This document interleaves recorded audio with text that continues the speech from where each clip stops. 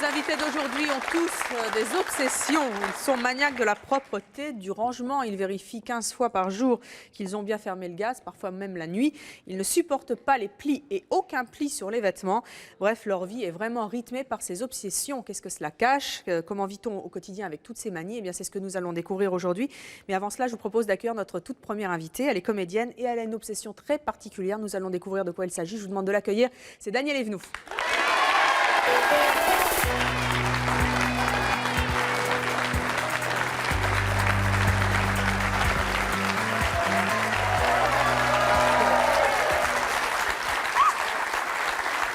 Pourquoi est-ce que vous êtes assis comme ça, Daniel? Vous l'avez remarqué déjà? Ah oui. Je tourne toujours à gauche. Ça date de 86, quand la gauche a perdu. Quand la gauche a pas venu au pouvoir, vous tournez à gauche. Et depuis, je tourne à gauche en espérant qu'elle revienne. À mon avis, il faut que je tourne longtemps.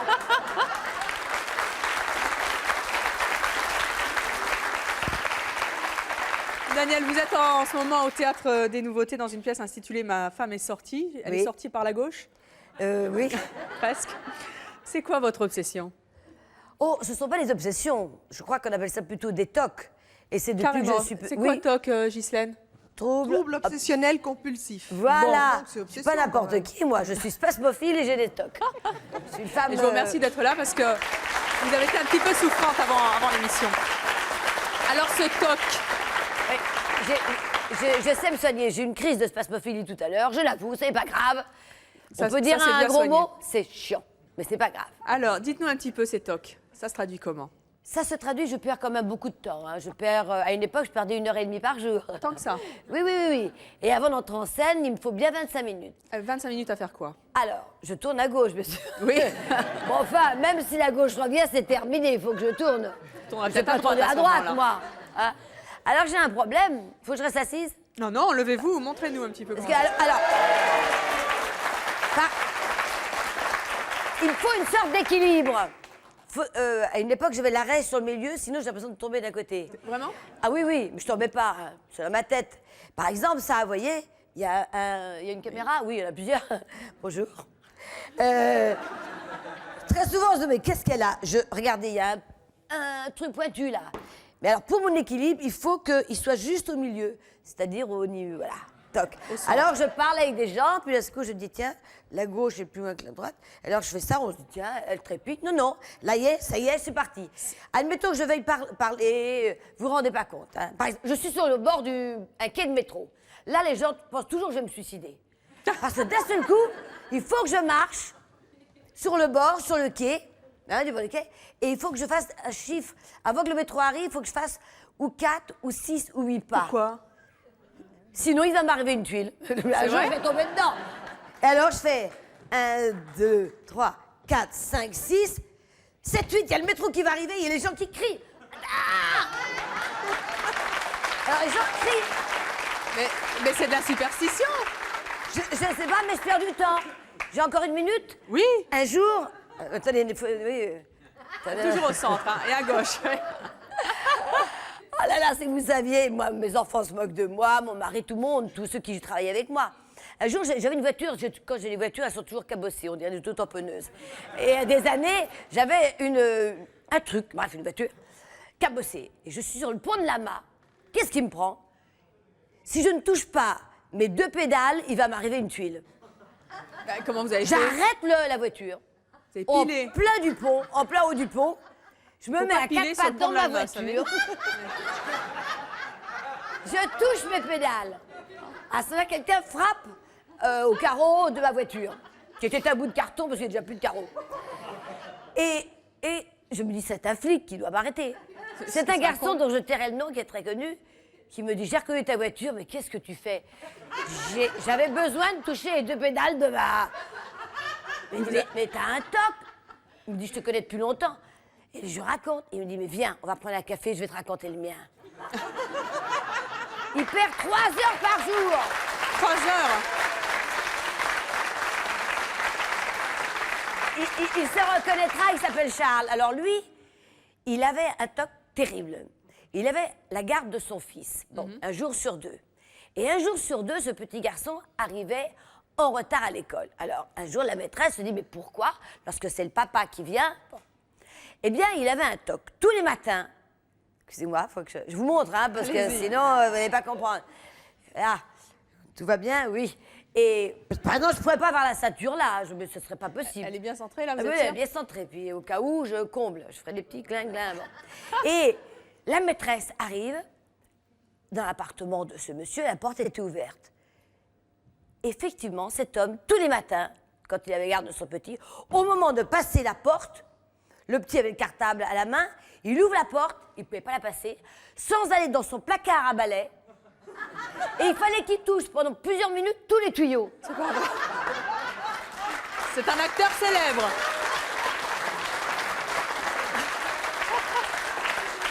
Comment vous faites quand vous rentrez en scène? Vous avez des tocs très particuliers? Ah oui, je touche. Je fais ça. Là, il faut que je comble. Parce qu'après, alors je fais ça. 2, 3. Et après, il faut qu'avec mes 10 doigts, je touche mon front sans qu'il y ait un cheveu qui passe en dessous. Hop.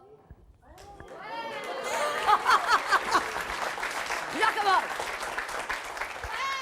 Et comment ça vous a pris ce toc-là? Pourquoi ça? C'est comme ça. Allez donc savoir pourquoi. Dadi, dadi, dadi. Vous avez aussi une anecdote amusante avec Jacques Martin. Racontez-nous-la, quand vous étiez mariée avec lui. Pauvre Jacques. Un jour, il me demande d'aller acheter un poulet de Bresse. Et moi, j'avais compris un poulet de Brest. Je crois que c'était un poulet breton. Et j'arrive avec du retard, et on avait un dîner. Et on avait une cuisine avec des carreaux, rouges et blancs. Je ne pouvais pas lui donner son poulet parce que j'avais mon pied gauche qui avait plus marché dans le carreau rouge. Ah, il me dit, donne-moi le poulet. Je dis, je ne peux pas. Il me dit, allez. Alors, d'un seul coup, il m'a vu, avec le poulet, faire... Le poulet était mort. Hein. Il fallait que je comble. J'avais mis tant de fois le carreau, enfin le pied dans le carreau, il fallait que je puisse... Il était là, le poulet. Alors j'ai envoyé son poulet de Brest, qui n'était pas de Brest. Eh bien, 8 jours après, on a changé de carrelage, on a tout mis uni. Je ne sais pas si vous avez déjà pensé à faire un one-woman show avec vos propres tocs. Je ne sais pas si vous avez déjà pensé à faire un one-woman show avec vos propres tocs, mais ça serait super, à mon avis. Je ne sais pas ce qu'en pense le public, mais en tout cas, il est mort de rire pour l'instant. Et si je dis ça, c'est que vous le racontez avec beaucoup d'humour. Faites attention parce que il n'est pas centré, votre... Non, mais regardez ce que j'ai fait. Voilà, j'ai touché ma cuisse droite, maintenant je vais faire ça sans que vous en rendez compte.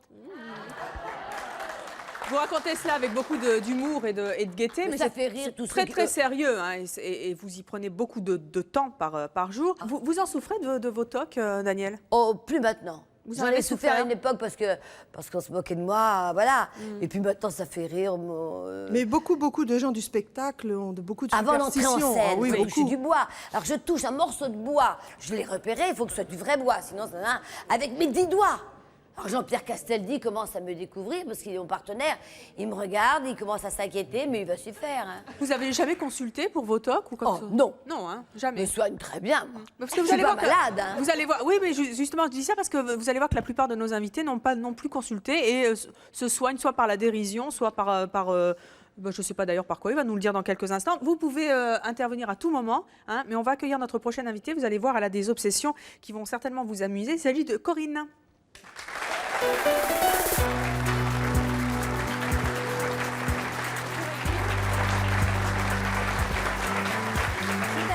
Bonjour, Corinne. Elle m'embrassait une fois de chaque côté, elle est bien. Ah, c'est bien au centre. Parce que Corinne, 3 baisers, là, je tombais. Corinne, vous avez 42 ans, vous êtes mariée, vous avez 3 enfants, vous êtes animatrice dans un collège. Oui. Vous êtes obsédée par quoi?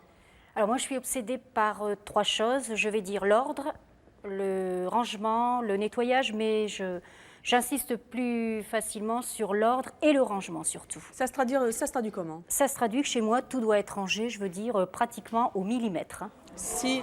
Dans chaque pièce, hein, j'insiste. Hein. Comment vous faites le matin quand vous partez? Alors, vous faites le ménage à fond? Vous surveillez tous vos objets? Non, je veux dire que le ménage est fait en gros 3 fois par semaine, un gros ménage. On est chez moi. Alors moi, je suis bordélique. Non, c'est vrai, je ne supporte pas le désordre, enfin désordre en ce qui me concerne. Le matin, lorsque je pars, mon appartement est rangé. Sûr que le midi, lorsque le mari rentre avec les enfants, bon, l'appartement reste rangé malgré tout. Mais pas pour vous. Moi, lorsque je rentre le soir, pour moi, l'appartement est en désordre. Comment vous faites pour vous repérer dans l'espace? Mais- Vous savez exactement où est la Oui, place mais- de chaque objet? Je sais où. Et je peux dire en arrivant dans une pièce, même s'il y a un cadre à bouger, même s'il y a un objet à bouger sur un bibelot à bouger sur une table, sur un meuble, j'arrive à le voir automatiquement. Comment votre entourage vit-il cette obsession Ben, mon de- entourage le vit quand même assez mal. Le vit mal. Hein. Vous les C'est vrai que- pourchassez? Pardon. Vous les pourchassez?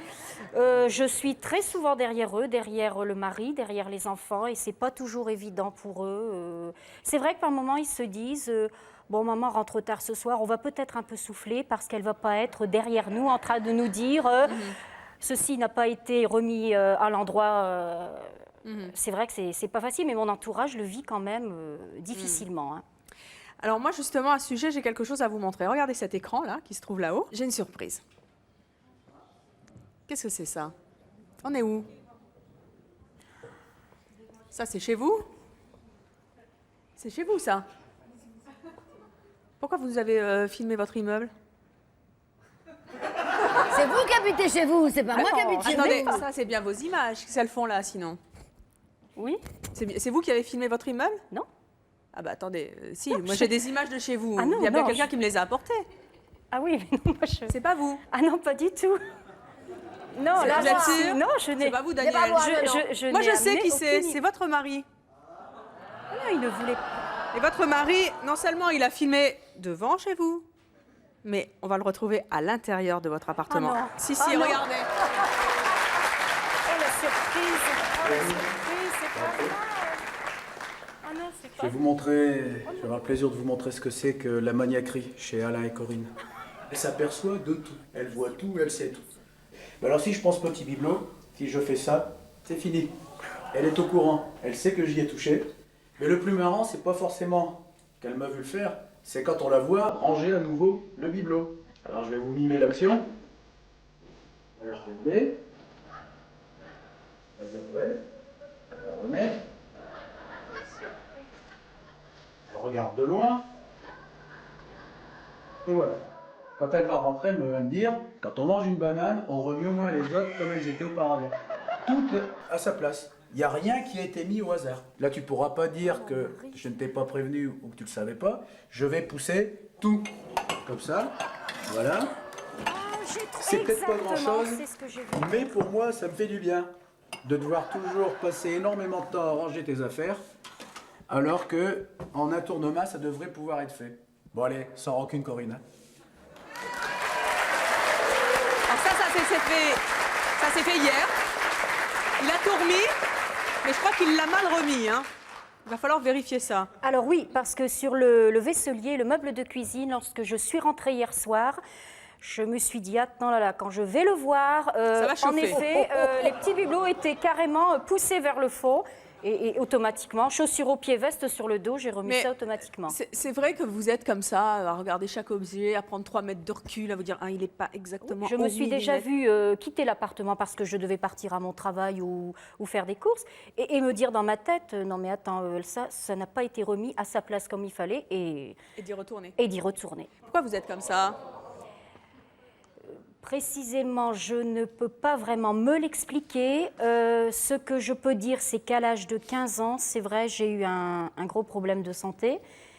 Et à la suite de ce problème de santé, je me suis vue une autre Corinne. J'étais une autre Corinne, je n'étais plus Corinne avant.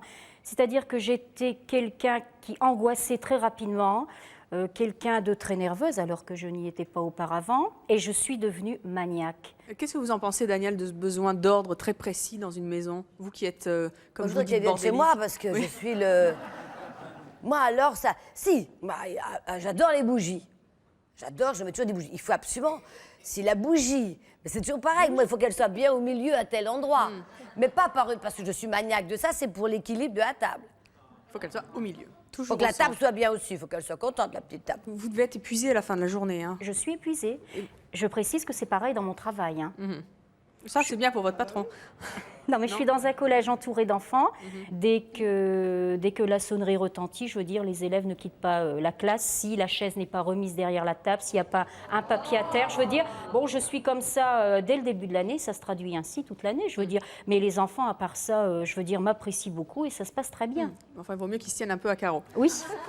Ceci est dit, Daniel, notre prochain invité, je crois, va extrêmement vous étonner. Je propose d'accueillir Bernard.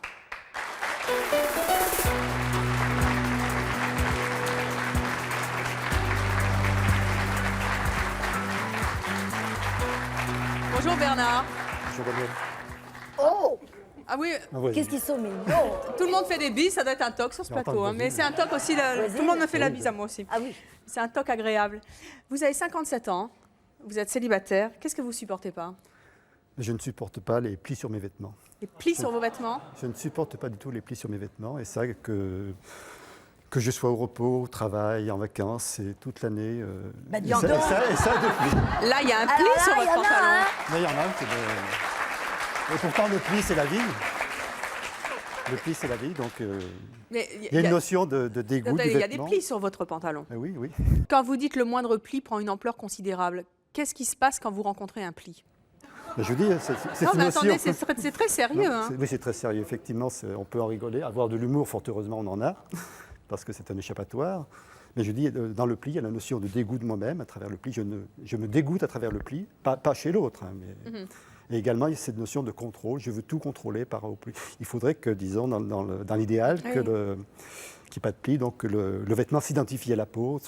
Le vêtement, c'est le symbole de l'armure, de la relation avec l'autre, je pense. Comment ça se passe chez vous? Vous gardez vos plis, vous enlevez vos plis? Ah ben, je m'efforce dans la mesure, enfin, je vis normalement, fort heureusement, j'ai une vie sociale normale, mais je m'efforce quand c'est possible, quand les conditions s'y prêtent, atmosphériques ou autres, de vivre à torse nu, d'être le plus souvent à D'être torse le plus nu souvent quand nu je fais possible, certaines hein. choses, effectivement, c'est là que je me détends un petit peu plus. Oui. Et les vêtements, vous passez votre temps à les repasser? Non, parce que ça ne sert à rien finalement. Ça sert à rien? Il y a longtemps que ça fait depuis l'âge de 21 ans, j'en ai 57, que je lutte contre cette phobie. Alors, S'il avait été une femme, il aurait jamais pu mettre de jupe plissée. Non. il y a d'autres flux, vous savez.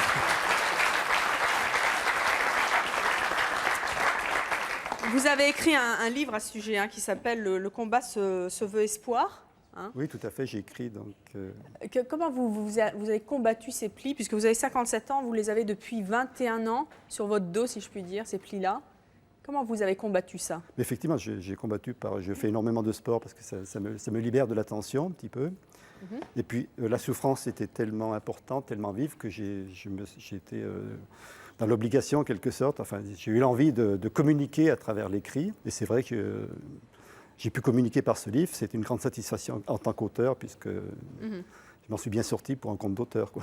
Qu'est-ce que vous en pensez, Daniel? Vous avez l'air fasciné par cette affaire de plis. Oui, parce qu'on a des plis tout le temps. Et puis, alors, quand vous lisez un livre, vous ne faites jamais un petit coin, là. Comment on appelle ça? Vous ne faites pas un pli pour garder la page. Non. Pourquoi êtes-vous célibataire? Est-ce que ça... Ben, disons que ça m'ennuie dans mes relations avec les autres, effectivement. Ben oui, hein, ça fait pas un pli.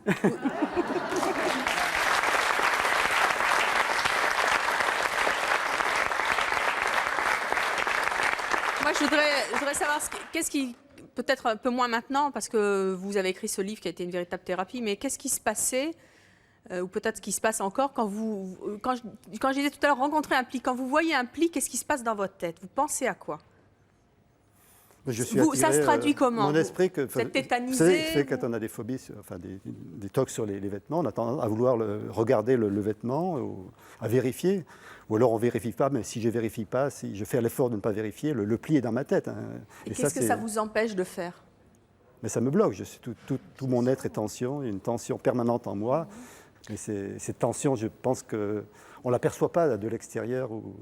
Comme moi, je ne perçois pas. Je suis indifférent aux plis que les autres ont. Oh, c'est agréable. Ben, Oh, je tourne le dos. ben, il faut croire que vous avez moins de plis que moi. Je sais pas. On va accueillir notre prochaine invitée, elle s'appelle Nadège, elle a une obsession et à cause de cette obsession, tout le monde ne peut pas l'approcher. Je vous propose de l'accueillir, Nadège.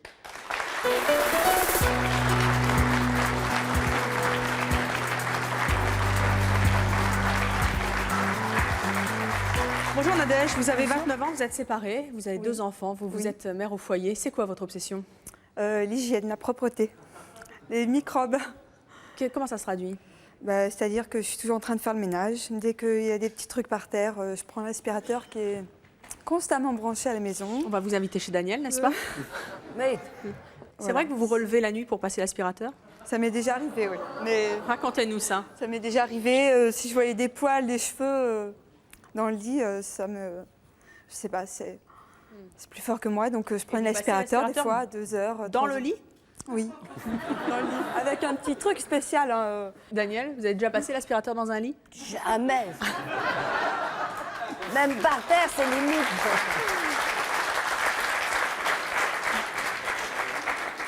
Comment Ça, vous c'est faites? parce qu'elle vit seule, vous vivez seule. Mais elle a des enfants. Oui, j'ai des enfants. Comment ça se Et passe? maintenant, dans votre lit, il y a qui à part l'aspirateur? Non, mais là, c'était quand j'étais avec mon ami. Mon ancien petit Et ami. vous passez l'aspirateur alors qu'il était dans le lit? Oui.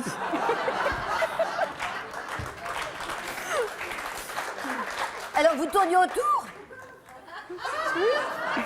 Attendez, alors ça c'est une image. je L'homme sais. est couché tout nu et vous le passez l'aspirateur.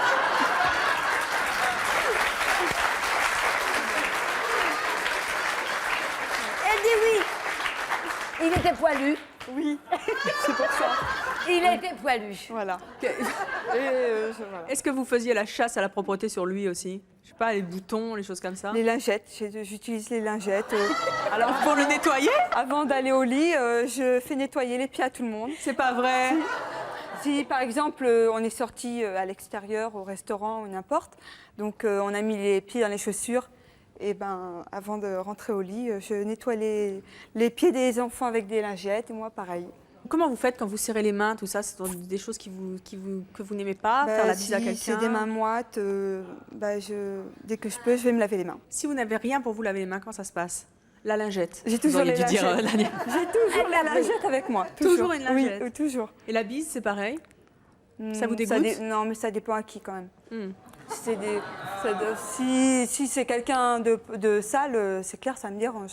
Si, Mais bon, je fais la bise aux gens que... cas d'école, vous avez un boutonneux en face de vous et il vous tend la joue pour faire un bisou, vous faites quoi? Je le fais, mais bon, dès que je pourrais, je me nettoierai. Vous nettoyez? Oui. Comment ça se passe? Il paraît que vous avez des chats. Oui. Bah oui, mon petit chat, quand il était petit, donc des fois, on a mis dans une impasse et il allait se promener sous les voitures. Et puis bon, bah après, quand il rentrait à la maison, il sentait l'huile, les trucs des voitures, quoi. Donc, je le shampouinais, je le lavais. Mais Je faisais un attendez, on shampoing. lave pas un chat? Elle aspire son petit chat. Non, quand même pas. Non, mais bon. En même temps, c'était pour les puces, en même temps aussi, ça enlevait les mauvaises odeurs. Voilà. Et quand votre chat sort, Oui. vous lui lavez les pieds avant de rentrer? S'il pleut, oui. C'est pas vrai. Avec les lingettes. Ouais. Comment quel regard vous avez sur vous? Vous trouvez que bon, c'est amusant, que c'est plus qu'amusant, que c'est très moi, dérangeant, je vis que vous êtes avec, malade de la propreté? Un peu, oui. Mais Oui. bon, je vis avec, c'est mon habitude et bon, je me sens bien que quand je suis propre. Là quand aussi, c'est propre fatigant? autour de moi. Un petit peu, oui, mais bon. Comment ça se fait que vous soyez comme ça? Est-ce que vous l'avez déjà analysé? Je pense que c'est par rapport à ce que je vivais quand j'étais chez ma mère. C'était un peu le bazar et puis pas très net. Alors mes fils vont se mettre aux lingettes. C'est sûr. Il y a grand développement économique à venir pour la lingette. Si vous partiez dans un endroit où vous n'aviez pas de lingette et pas d'eau, comment vous feriez? Je sais pas, je serais malheureuse peut-être. Malheureuse ou malade? Malade. Oui, à ce point-là. Vous en rêvez la nuit? Oh non, quand même pas, non. Non. Quand je dors très bien même. Oui, Non, mais ça après va. avoir passé la Ouais. spie. Oui, tout à fait. Bonjour. Bonjour Evelyne, bonjour tout le monde. Alors je voulais poser une question. Quand vous êtes dans un lieu public, vous allez dans les toilettes ou autre, comment ça se passe? Eh ben, je m'assois pas dessus ou alors je mets des tonnes de papier. Et les poignées de porte? Ben, je touche, mais je vais me laver les mains après, quoi. Oui, Naïma, bonjour. Bonjour. Daniel, vous connaissez Naïma? vous qui regardez de temps en temps l'émission, est-ce que vous avez déjà vu Naïma? Oui. Naïma, c'est une fidèle de l'émission, elle vient souvent dans le public. Eh ben, merci de répondre oui, parce que hein, franchement, avec votre programme chargé plus donc l'obsession, formidable. Merci. Ça vous fait quoi de voir Naïma en vrai, Daniel? Une vraie c'est une blague. Alors Naïma, Naïma, elle a toujours un bon dicton. Vous en avez un? Aujourd'hui, je vais vous faire un scoop. Ah, oh non. C'est-à-dire que d'abord, je veux vous dire que je crois on a tous des lingettes. on est tous d'abord superstitieux et on a tous des obsessions. Seulement, ça dépend des degrés de chacun, des extrémités. Bon, bref, là aujourd'hui, je vous dis que je me reconnais un petit peu en Corinne et avant 20 ans, j'étais comme ça. Maniaque? Très maniaque. Heureusement, Dieu merci, je suis guérie là, ça y est. Avant 20 ans, je saluais quelqu'un, je faisais attention, je fais tout mon possible pour rentrer chez moi, me mettre les mains carrément dans le javel. Et ça, c'est avant 20 ans, attention. L'habit, tout ça, je ne me mettais jamais contre le mur pour ne pas ma veste. Bref. Et là, je vais commencer pour me reconnaître donc en Corinne. Chez moi, s'il y a un plateau, il n'y a pas moyen de le mettre comme ça. Il faut absolument que ce soit vraiment au centimètre près. Un tableau, je veux dire, un tableau sur le mur, hein, je m'excuse. Et je vais commencer justement pour votre plateau, c'est pour ça la lacune. Je trouve que Daniel n'est pas vraiment centré. Et j'aimerais bien que vous me fassiez plaisir. J'aimerais bien que vous me fassiez plaisir. Non, pas question de symétrie, pas par vous. Mais parce que pour les fauteuils rouges, ils ne sont pas là où il faut. Celui qui est à l'extérieur, vous allez faire le ménage? Non. Allez ranger les fauteuils comme vous voulez, vous arrangez avec Daniel.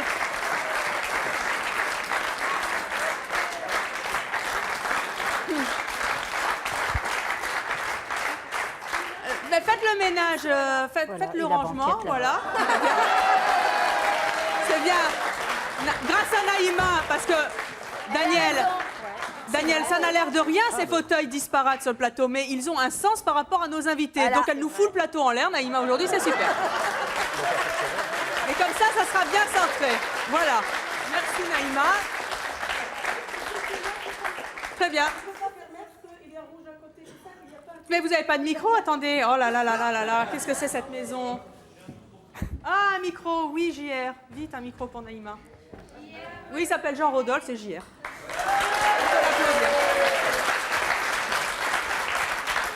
Voilà, donc question d'ordre et maniaquerie, j'allais dire, bon, maniaquerie c'est fini, mais d'ordre, à chaque fois que j'arrive, et ben justement, je me dis pourquoi le jaune au milieu, pourquoi un rouge à l'extérieur? Parce que Blanc, c'est un deux ordre par rouges. rapport à nos invités. Oui, moi j'aimerais bien que vous fassiez plaisir, vous les laissez comme ça. Bon, bah écoutez, on verra. Pour aujourd'hui, c'est gagné. Retournez à votre place, Naïma, merci. Alors, on va accueillir notre prochaine invitée. Elle s'appelle Béatrice. Elle a une obsession qui empoisonne sa vie quotidienne. Je vous propose de l'accueillir avec sa meilleure amie qui va nous en parler aussi. Elle s'appelle Patricia.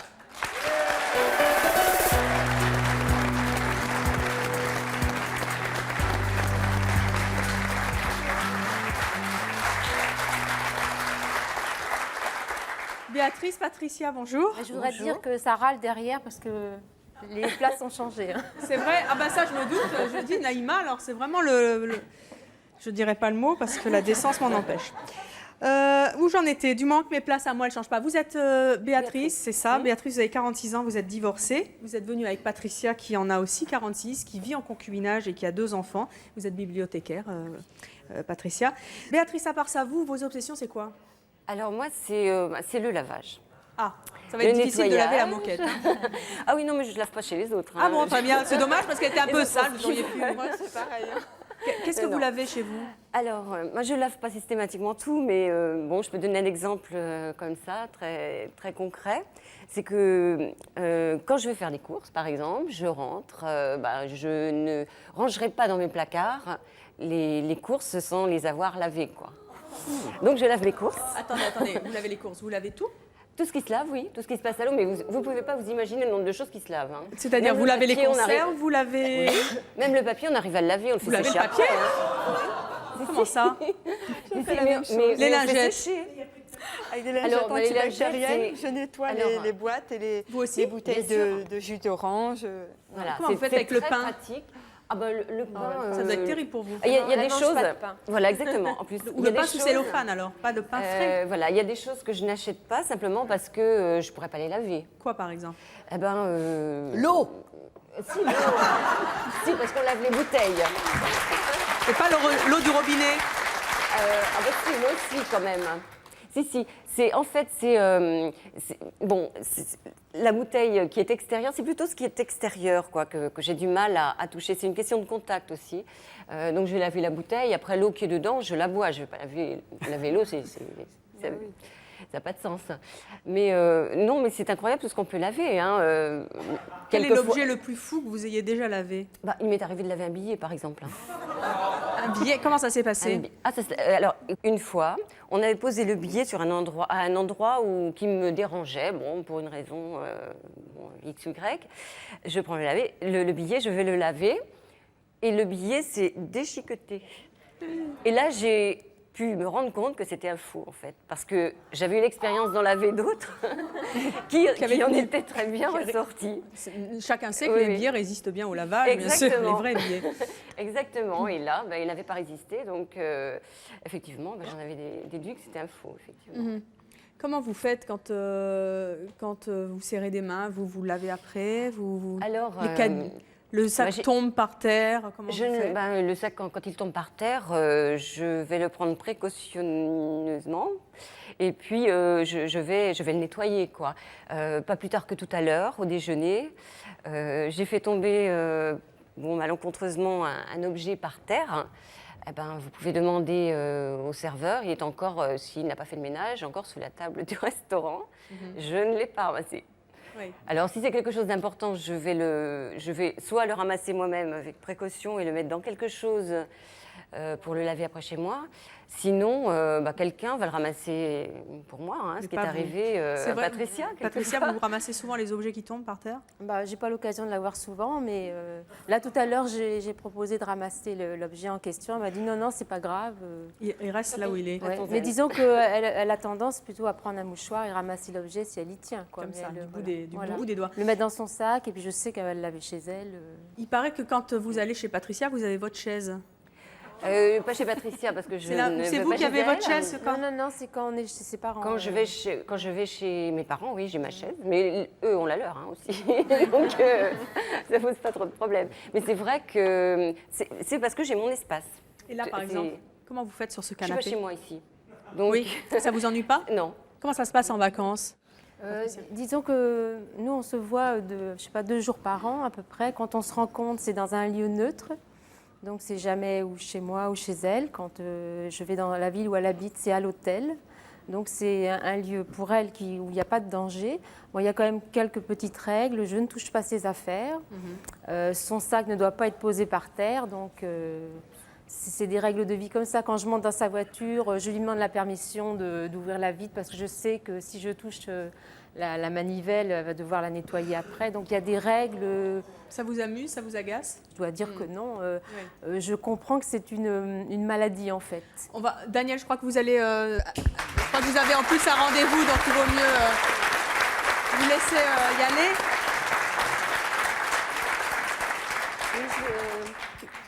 Il paraît Au fil des années, j'ai compris que c'est pas de l'amusement que d'avoir un TOC, c'est une vraie maladie et c'est une maladie épuisante et très handicapante en fait. Donc effectivement, je la plains plutôt qu'elle m'agace.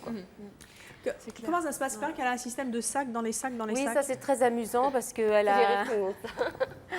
Quand on est en voiture et qu'on doit descendre et aller quelque part, elle farfouille pendant 10 minutes, un quart d'heure dans des sacs, et ça me fait toujours rire. Parce à quoi ça sert ces sacs de sacs? Pour moi, c'est une question c'est pour simplifier les choses pour moi. Alors, si ça complique les choses par rapport aux gens. Non, pour moi, c'est vrai que, ça fait rire les gens de me voir avec des sacs poubelles. C'est très pratique, les sacs poubelles. C'est une invention merveilleuse. Jeune, décidément. Ah oui, oui. Non, mais c'est pour pouvoir ranger les choses, ne pas mélanger les choses, pour pouvoir les retrouver plus facilement. Moi, c'est une question pour simplifier ma vie à moi. Mais en fait, ce que je dois dire, c'est que moi, j'en souffre plus psychologiquement de ça, quoi. Je me dis, je suis comme ça, et pourquoi la norme ne serait pas la mienne? Après tout, je suis différente, je suis différente, c'est tout. Hein. Oui, Vous en avez souffert? Oui. Ce que je veux dire, c'est que si aujourd'hui je réagis comme ça, je comprends d'autant plus les personnes qui en souffrent encore psychologiquement, parce que moi, j'ai souffert aussi psychologiquement. Donc c'est une vraie souffrance psychologique, d'autant que la plupart des gens ne comprennent pas, parce que cherchent quelque chose, une explication rationnelle à ce qu'on fait ou ce qu'on ne fait pas. Alors que justement, c'est une maladie par définition qui n'est pas rationnelle. Donc nous, on a notre logique à nous, mais ce n'est pas la logique de la majorité des gens. Alors moi, je me dis, après tout, la norme, c'est quoi? C'est le nombre qui fait loi ou c'est nous qui sommes dans la norme? Bon, chacun sa différence. On va accueillir notre prochaine invitée, elle s'appelle Chantal. Elle a une obsession qui lui fait perdre beaucoup de temps. Je propose de l'accueillir, Chantal, elle est venue avec sa nièce Christiane.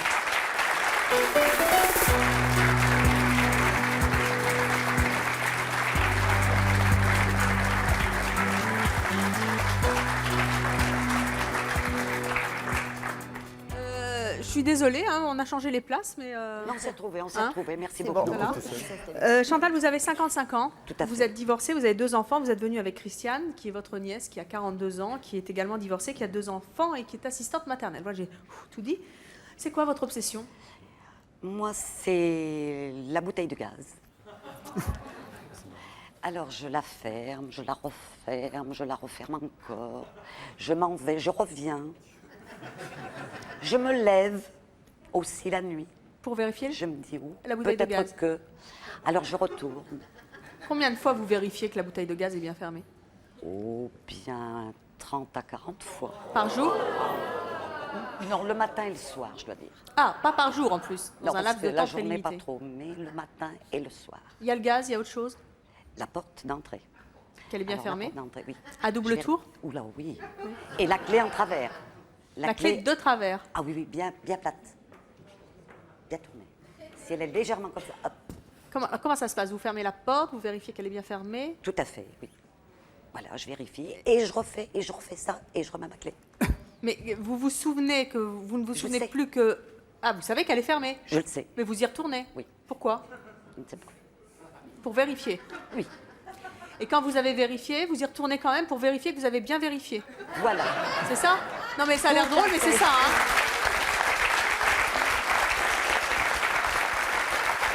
Christiane, comment ça se passe quand Chantal vient à la maison? Déjà, Chantal a passé une semaine à la maison. Et je dois dire qu'au début, c'était un petit peu difficile parce que bon, j'ai mes habitudes, elle a les siennes. Donc déjà, pour la bouteille de gaz, c'est un problème parce que quand on croit d'aller allumer son gaz, qu'on est toujours pressé, on est toujours à la bourre. Sur le coup, on se dit, tiens, on n'a plus de gaz. On ne pense pas qu'elle a pu fermer la bouteille. Donc, le temps de la réflexion, on se remet en question, on réagit. Et puis, bon, on rallume le gaz et ça recommence. Enfin, autant de fois qu'on peut cuisiner, autant de fois il faut rallumer le gaz. Donc, au début, c'est vrai que c'est agaçant. Et puis après, on finit par en rire, on en plaisante. Quelle est la chose la plus drôle qu'elle ait vérifiée chez vous? Alors, la chose la plus drôle, c'était l'électricité. C'est-à-dire? Elle éteindra pour voir si ça avait été allumé avant. Ah non. Donc ça, c'est un truc... Elle appuie sur l'interrupteur et elle se demande si elle a vraiment... bien éteint. Si elle a vraiment bien éteint. C'est surtout ma cafetière que je fais ça. Ah oui, la cafetière La cafetière aussi. électrique, oui, c'est surtout ça. Oui. La cafetière, vous faites quoi? Oui, alors donc, mon café, c'est fait. J'éteins. Mais je rallume pour vérifier que c'est bien éteint.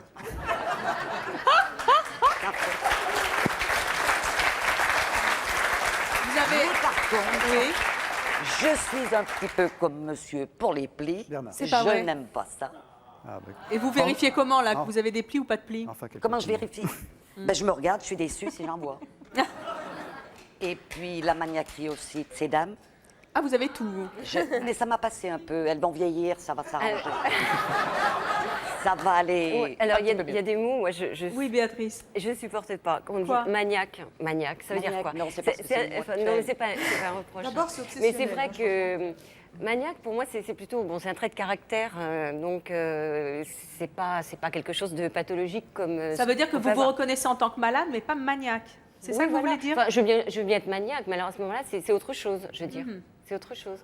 Mais, empêche pas d'aller mais devant. c'est plus simple, effectivement, peut-être pour qu'on puisse comprendre. C'est ce que je disais tout à l'heure, les gens qui ne souffrent pas de la maladie cherchent toujours des mots ou des explications qu'ils peuvent comprendre eux-mêmes, quoi, rationnelles, à des choses qui ne sont pas, qui ne sont pas, à une maladie qui ne l'est pas. J'étais quoi. maniaque, donc eh ben, je le dis, j'étais maniaque. Bon, ça s'est atténué. Il y a certaines choses qui restent, mais bon, je me suis améliorée. Il y a d'autres choses que vous vérifiez Alors la porte, le gaz, l'eau, ah, les robinets. Alors j'use les joints parce que je ferme trop. Je suis sûre qu'ils sont fermés, enfin sûre. Je vérifie encore. Et vous partez jamais l'esprit tranquille alors. Jamais. Vous Jamais. retournez Je remonte, fermer ma porte, qui est fermée.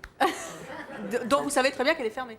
Oui. Mais à quel moment vous vous arrêtez vous vous dites, bon, bah, c'est tout, le gaz est fermé, la porte est fermée. À quel moment? Là, Parce vous qu'à êtes un là, moment, par je exemple. me dis, tu es en retard. D'accord. Ou tu dors. Voilà. Vous n'avez jamais l'esprit tranquille, en fait.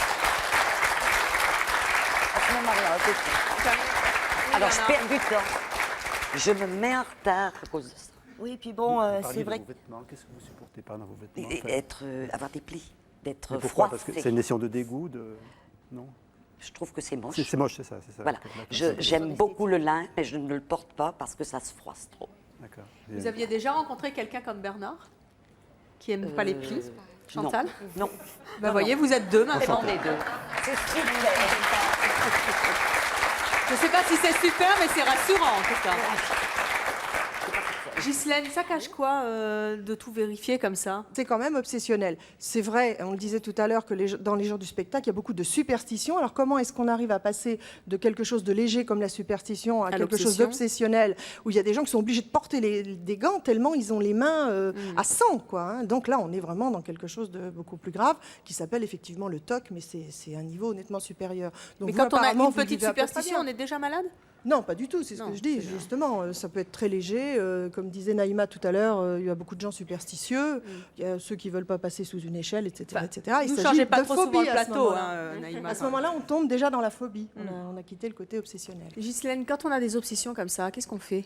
Déjà, le mieux On est s'en l'ennemi du amuse, bien. on s'en Le guérit. mieux étant l'ennemi du bien, c'est-à-dire que quelque part, vous pensez perfectionner, c'est le prétexte que vous vous donnez, c'est l'alibi que vous vous donnez, c'est le sûr, tout le monde, hein, je perfectionnisme. parlais, Oui, hein. là, c'est pour tout le monde. C'est du perfectionnisme. Et en réalité, il n'a qu'un seul but, vous faire perdre du temps. Bah, ça sera le mot de la fin. Vous en faites ce que vous voulez. Ça vous donnera peut-être matière à réfléchir, on va vous en amuser. Mais c'est Ghislaine, merci d'avoir été avec nous. Merci Ghislaine, merci à vous d'avoir participé à l'émission et vous de nous avoir suivis comme chaque jour. À bientôt.